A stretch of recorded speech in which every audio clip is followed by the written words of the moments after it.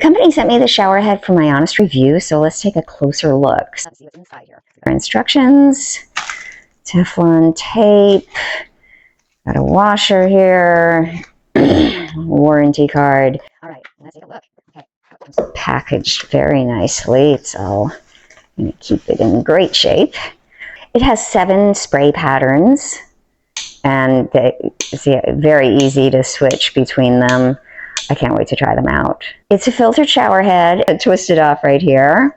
There it is. There's the filter, and you replace it every 4 to 6 months.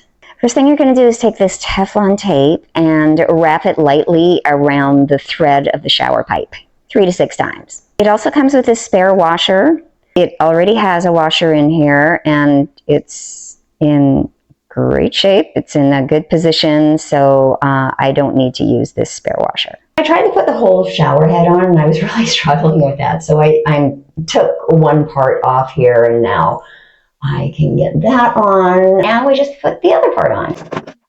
There we go, installed. Super easy. It's blue light because it's under 100 degrees right now. And then when it reaches a certain temperature, it'll turn to green. And then again, when it gets hotter, it turns to red. If it's a flashing red, then it's over 122 degrees, which is a dangerously hot temperature. Let's take a look at some of these modes. There's 1, 2, 3, 4, 5, 6, 7. Oh, the pressure is really good. I love it. I can't wait to try it out.